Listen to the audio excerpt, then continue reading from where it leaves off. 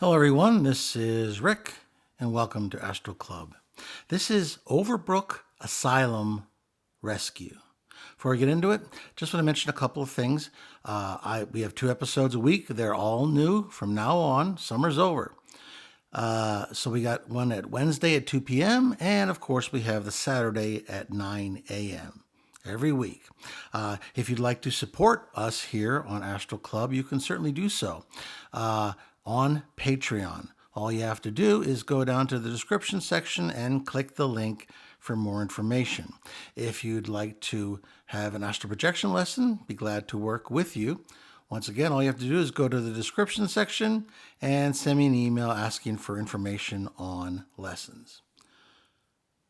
Let's get started. I decided that I wanted to do some more rescues. It had been a while, and they're not quite as glamorous as going to another planet or another dimension, traveling thousands of years into the future, but I think they're a necessary job. And if I can assist souls in moving on, then I want to do my part. A couple things I want to mention, though, and I haven't always shared this in the past, but I have plenty of failures in rescue attempts. Unfortunately, not everyone is ready to move on. There is such a thing as free will. Now, you might ask, and people have asked me in the past, why haven't angels or guides come to rescue these people?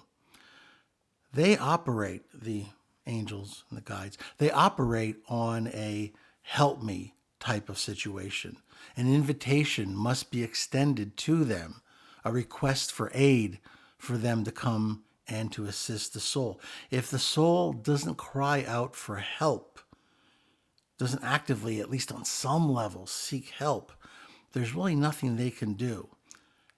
Now, as a human in physical form, I have a little bit more leeway in that department, but I still can't violate someone's freedom of will. If they don't want my help, there's really nothing I can do. And it's a profoundly, profoundly helpless situation when you know you can help this individual, but they won't listen to you or they refuse your help. And it's unfortunate, and you feel awful when you have to leave them where they are, but you can't force your help on them. You can't do it. It doesn't work. So you have to go on and try to help someone else. And I'm going to share some failures along with a success in this particular adventure, just so you know that, I don't have 100%, success ratio. I don't think anyone in this work does, unfortunately. Okay, the Overbrook Asylum. Let me tell you a little bit about the place. In 1896, a large portion of land was purchased by the city of Newark to build a hospital. Apparently, they wanted to relieve the pressure in the overcrowded Newark hospital. During the late 1800s and early 1900s, a handful of buildings were constructed that housed patients and other facilities like a laundromat, a theater, and a powerhouse. The 325 acres chosen for the hospital was selected due to the remoteness and high altitude. High altitude back in those days, it was considered that the air there was purer and it was more healthy, so that it would be easier to rehabilitate patients. The facility housed mentally ill patients who required daily care and looking after. In the early half of the 20th century, Overbrook had already reached full capacity. So by the time the 1940s and 50s rolled around, thousands of patients were already housed at the facility. Now, from what research I did when I returned from this place, it seemed like they started with a noble purpose, but unfortunately, like many of these situations, things didn't always work out quite the way they should, and there were patients who died in awful conditions. And I'm sure there was abuse as well. I know there was. Unfortunately, it came part and parcel with these types of facilities. There's no wonder that souls are trapped in a lot of these places. Now, this place was knocked down in 2018, so I decided to go back in time in order to more easily deal with any souls that were still trapped there. Once buildings get knocked down, it's harder to contact souls. So I decided I'd go back in time before it was knocked down and then see what I could do. Now, I know the place was closed down sometime, I believe, in the 1990s. So it was absent. It was empty for quite a while before they finally knocked it down. So let me describe what happened. When I went back in time, I was looking to go back about 20 years or so. Of course, I blacked out, but it was very brief. And when I regained my consciousness, I found myself hovering in this abandoned facility. There was a number of connected red brick buildings that looked, well, run down. There was some rubble laying on the grounds. There was graffiti in different places. It was quite obviously abandoned. The place in the lower astral felt low. It felt very dark and, well, quite frankly, haunted. I think people in the physical can feel this when it happens. And I believe some sort of ghost hunting program actually went and explored this place as well. But when you're in the lower astral, you can sense these energies much more strongly than I think anybody can typically in the physical. Now, I'd be lying if I didn't say I had a little bit of fear running through me. I always try to deal with my fear and to allow it to go over and through me, and to realize that I am separate and I am one and I am above the fear. But I'd be lying if I didn't say there wasn't at least a little bit percolating in my astral stomach. When I entered the main doorway, I went through the door, entering into a hall that looked like it had been designed as some sort of a grand entrance at some point. However, now the fancy, wood siding and the various accoutrements that make up a fancier medical facility had definitely seen better days, and they now took on a much more decisively sinister aspect. I'd almost rather it look like a plain, cheap hospital. Well, I got to the plain, cheap hospital as I kept on soaring through to a hallway. I was, you might say, seeking out active spiritual energy, which is, once again, a lot easier in the lower astral. I've seen these ghost hunting programs where they have all these different electronic instruments, and I don't know how effective they are, but I know I can sense intelligences and entities. So I was walking down this hallway, which was gloomy. The whole atmosphere was dark, black, and grayish. I mean, if you wanted to have the scene or scenery for a haunted house movie, this would be it. There was door after door with rooms which had once, I imagine, held beds for patients. And as I was continuing to walk, seeking out a soul that I could assist, I saw at the end a shadow that was peeking out from around a corner.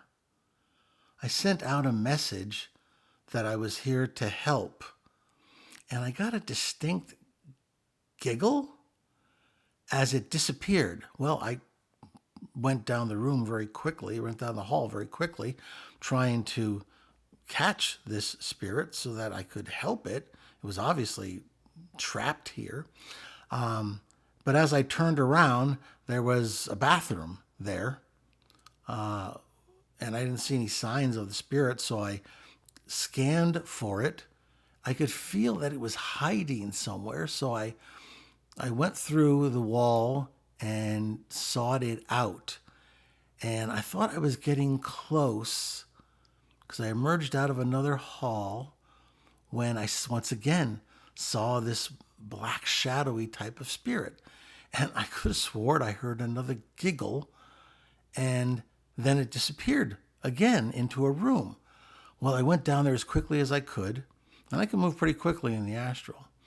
And I went into that room, and I swore for a second in the corner there was that shadow entity, but then it just went through the wall.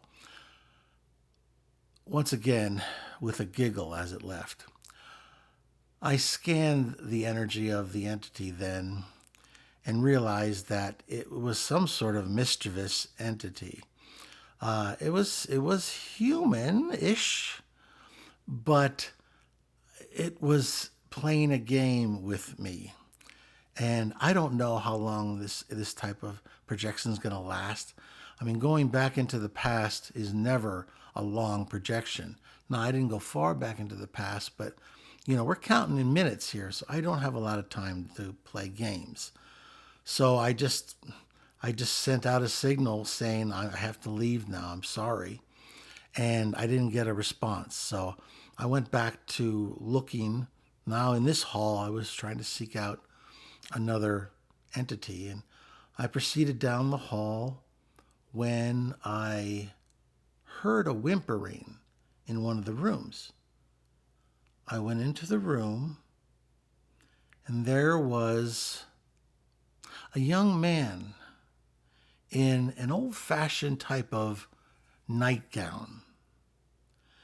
He was lying in a bed. Now, none of the rooms that I saw typically had beds, but now there was a bed that I saw. And he was lying in this bed, and he was holding himself, rocking back and forth. And he was continually saying, "I'm cold. I'm so cold. I'm cold. It's so cold." I could feel his tortured spirit.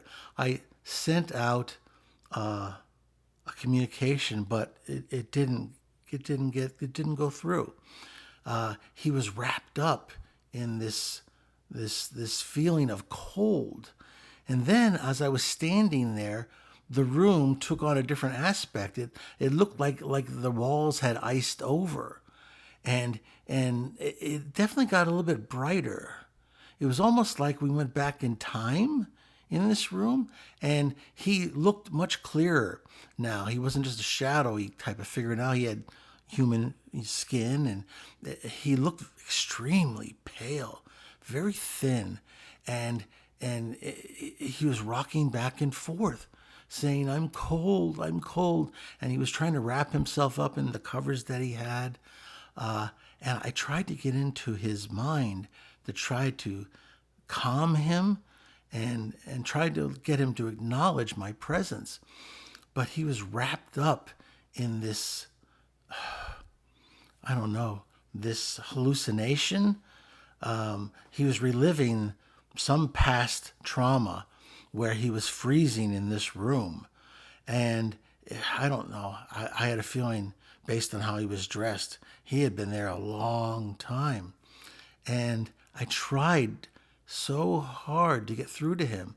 I said to him, "Listen to me, I can take you somewhere warm." But all he kept on doing was rocking back and forth. "I'm cold, I'm cold." And then he faded away. I scanned, trying to find him. Nothing. I couldn't locate him again. And the room was back to an empty, regular wreck of a looking type of room. So I was already 0-2, and I was extremely disappointed with myself. I figured I have whatever time I have left, I have to try to help someone. So I continued walking. I went to another hallway, seeking out some spirit that I could assist, when I heard a young woman crying her heart out. I tried to find the room. It took me a minute or two to locate, because it seemed like her cries were coming from every room. But finally, I was able to seek out where the center was. And I came to a room, and there was this woman curled up in a corner. Her hair was long, but it was wild. She had scratches on her face. She looked dirty. It was sad. It was pathetic. I tried to get through to her, to get through her pain and her tears, and it took a while. But finally, I was able to get in. Now, I couldn't contact her, but at least I was able to scan her mind. Now, let me warn you about this. When you're scanning a mind of a spirit that is mentally disordered, it is a trial. It's like trying to watch a TV station where the channels are constantly being turned. It's very confusing, and it tries your own sanity. Please let me warn you on that. But I was able to get these disconnected pictures, which I think I was able to sew into some sort of a narrative. I saw she was a young woman, probably no more than 14 or 15 when I saw this, and her father was abusing her. She became pregnant by him, and she didn't even know. She didn't know what was happening to her. Sorry. And so finally she went through the birth process and gave birth to this young child. I believe it was a daughter. Sometime after that, she had a complete nervous breakdown. I saw that there was a child, a baby, lying in a bathtub. And it was gone. It had passed. The next thing I saw is she was committed to this asylum. And she would cry herself to sleep. She'd cry piteously during the day, mourning this child. To make matters even worse, and I don't even know that I want to mention this, but she also suffered at the hands of the warders of this hospital as well.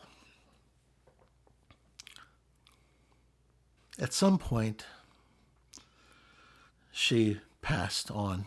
I don't know whether it was from this abuse or something else. And now there she was, crying, bereft. I decided, after scanning her, she was a Roman Catholic, so I took on the picture of a guardian angel with, the white gown and the wings. And I said to her, "Daughter, it's okay. It is now time for you to leave this place." And I projected all of the calming energy that I could muster into her. And she stopped crying, and she looked at me. And I saw a beautiful calm that I have seen many times before. And I told her to ask for help and ask to be taken to a better place. And I could see her move her lips and make that wish. And then she faded away with a smile on her face. A face that probably hadn't seen a smile in a very, very long time. Well, that was my experiences. You see why I say now that rescue work is is not for the faint of heart. It definitely affects you. But if I can help someone, it's worth it. If you found this of benefit, please hit the like button, share it with those of like minds, subscribe if you haven't already, and I'd appreciate your comments and questions. And as always, this is Rick, and I will see you on the astral plane.